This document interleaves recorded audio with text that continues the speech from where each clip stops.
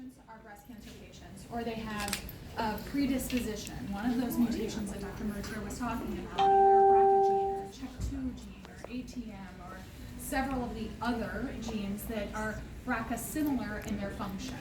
Because those patients do need to be on a different screening protocol, not an annual mammogram, but maybe every 6-month imaging. And we approach those differently, and really we talk about prevention. While obviously I treat cancer, that's what my job is as a medical oncologist, what I'm more passionate about is preventing people from getting cancer. It may be my job to treat it, but I don't want people to have cancer. So I think that it's a really important conversation that we figure out knowledge is power. And if you have that power and you know what your family history is and you know what your own risks are, then we can individualize your treatment. So that's on the preventative side. The patients diagnosed, I am a firm believer that if you are diagnosed with a cancer, you need to be tested. You need to be tested because maybe we're going to have a drug that treats that type of cancer associated with that gene, as we already do with the PARP inhibitors. But I think that we're moving more towards that, where we're looking really at the DNA of the tumor cells, not the DNA that you got from mom and dad, but the tumor cell DNA, and making a decision on what treatment is best for the patient that has this DNA structure in your tumor cells, because it's not a one-size-fits-all. In the curative setting at this time, meaning somebody is diagnosed and their tumor is confined to their breast or to their lymph nodes and has not spread to some other place in their body, our typical approach is chemotherapy. Most women will get chemotherapy if they need it, if it was a good indication for chemotherapy. And that's kind of a blanket treatment. It's not really individualized. Anything we do for patients who have a recurrence or it's somewhere else, we really look into that DNA of the tumor cell to say, okay, this one has this signature, we need to treat it because we have a drug for that signature or a drug for this mutation.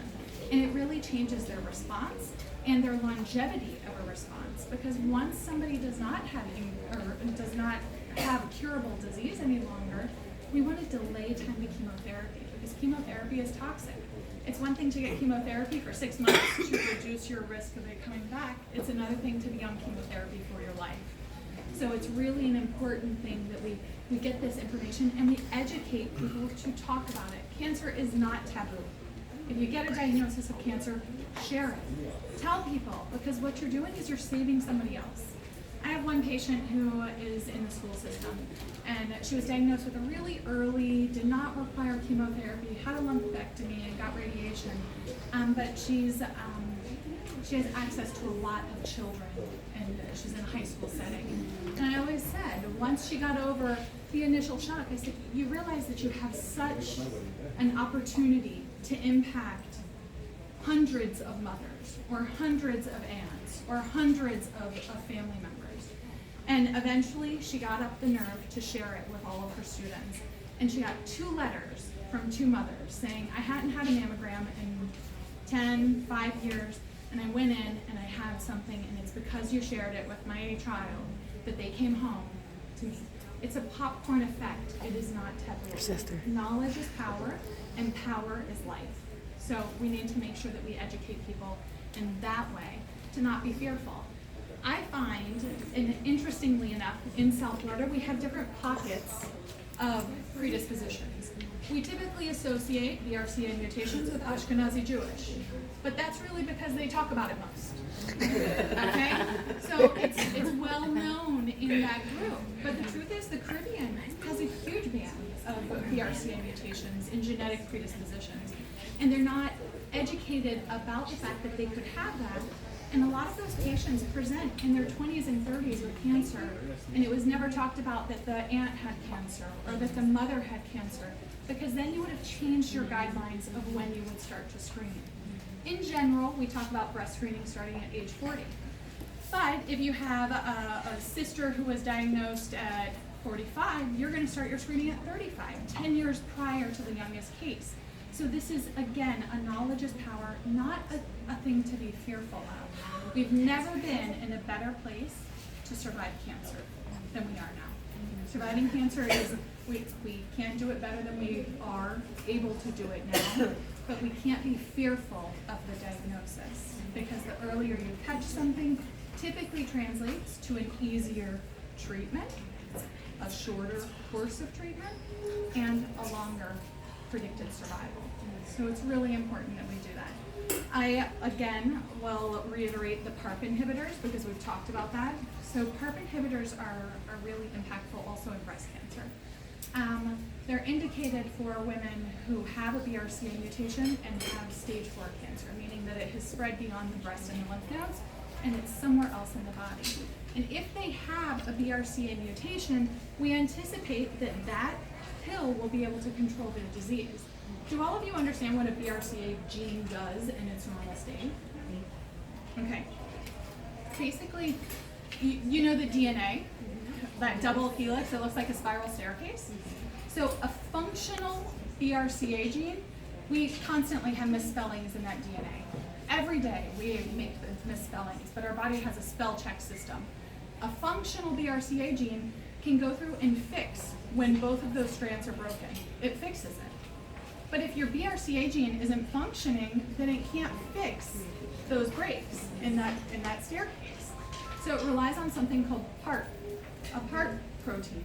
PARP goes along that DNA and it fixes one strand at a time. But if you inhibit PARP, you actually can break the DNA more, and that broken DNA accumulates and leads to the death of the cell. So that's how we believe that those drugs work. It makes so much sense if you understand what the gene's supposed to do, and then we can attack its weakness. So I just think that science is exciting. I know I'm a nerd. That's why I am what I am. But it's really exciting to be able to offer people individualized treatment. But the most important thing that I can say is advocate. Advocate for yourself. You may not meet criteria to be tested, but if you don't, keep pushing. Keep pushing and keep pushing, because most people can get tested.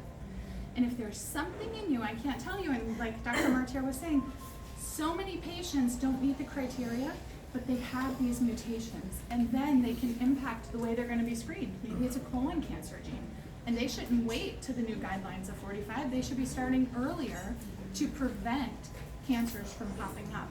It really is something that you can share with your family. It's something that you can share with your friends, and you can advocate. And that's really what I recommend, is advocating for yourself, for your family, and sharing your experience. Don't ever be afraid that your diagnosis is something to be shameful, something that you brought on. Nobody could cause their cancer, right? We all have whatever it is. We have risk factors that can increase your risk of cancer.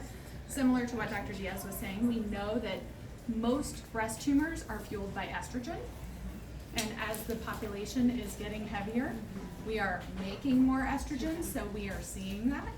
Okay, so it's important to stay fit. We know what can reduce risk of cancers, and that's one of them. Hormone replacement therapy also increases risk of breast cancers in the postmenopausal setting. However, what Tracy was asking, in my patients who do a prophylactic oophorectomy, take out ovaries and tubes, and have prophylactic mastectomies, we really have a conversation, because if they've never had cancer, being postmenopausal in your 30s can be pretty miserable. It leads to depression, weight gain, increased cardiovascular risk, bone density loss, but also sexual dysfunction. So many of my patients, unfortunately, have a diagnosis of cancer and have to be on anti-estrogens.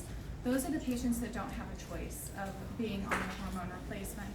But for somebody that does this in a prophylactic setting, we really talk about it. And I think that all of that mental health and that sexual health and the cardiovascular health and bone health is still a really important player. While no procedure reduces your risk from whatever that may be, of up to 80% or up to 40% for ovarian, removing everything doesn't remove it to zero. It doesn't drop it to zero. We talk about the risk benefit and really quality of life, because the whole reason you go through those prophylactic procedures is to live. But if you can't enjoy living because you are so miserable without a hormone in your 30s, it might be a good consideration to add that on.